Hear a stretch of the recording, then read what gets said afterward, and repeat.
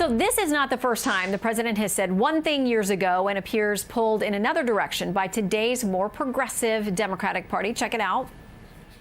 I'm not a fan of court packing. It was a bonehead idea. It was a terrible, terrible mistake to make. He said he thought that court packing was a bonehead idea when FDR tried it. So why ask a panel now to go and see if it is a good idea?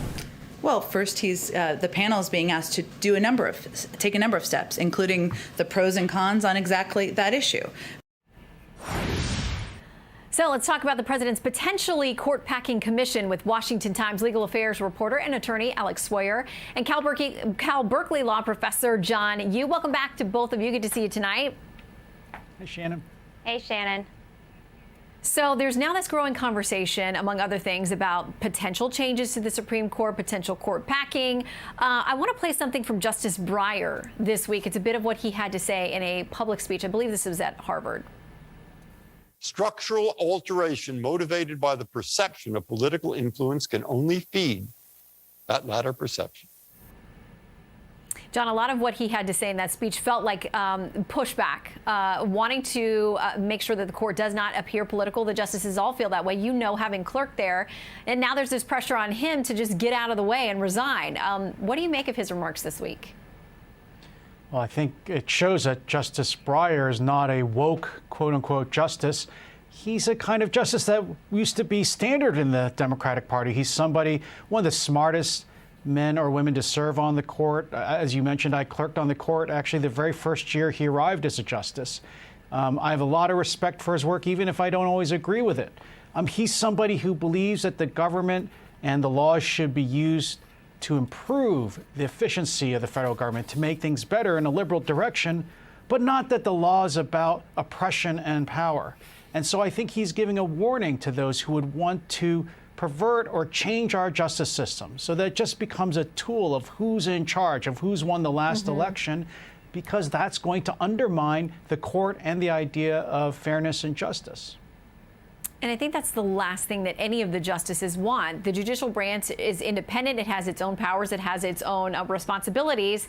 And Alex, they don't want it to look like it is a political body. And that goes for I hear this from Democrats and Republican appointees on the court. They don't want to be viewed solely by the person they were appointed by.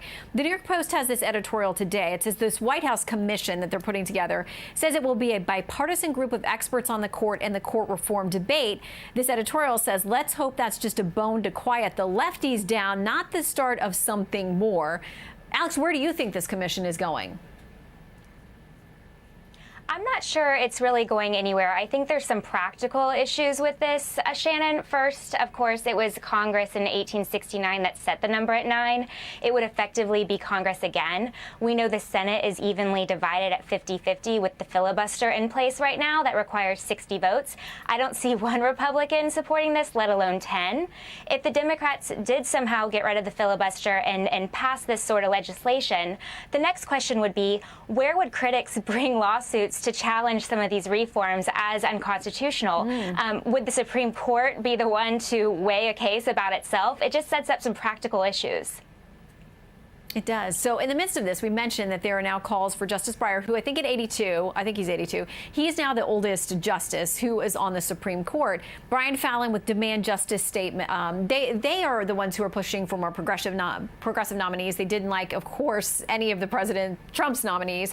He says this can't wait much longer. We can't assume Democrats will have control of the Senate for the next 2 years. At this point, we're firmly in the territory where historically you would expect an announcement to happen.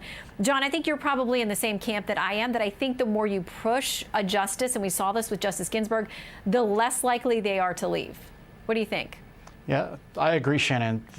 If they want to guarantee that Justice Breyer is not going to retire in the next 2 years, then they should keep this kind of circus antics up. Justice Breyer just gave that speech at Harvard Law School, as you mentioned, where I think he's making clear he does not believe that the court is about politics. He does not believe the law is just about Democrats beating Republicans in the last elections. I can't see a justice who's made his career on making the law better, on improving it, even though in a liberal direction, wanting the thing that he's remembered for the most was that he resigned under political pressure so that he could give his nomination to a president that he happens to agree with politically.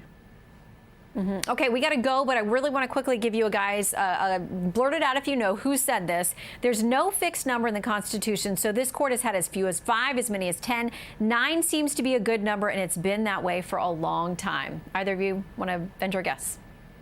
I think it's Biden? Justice Ginsburg, maybe.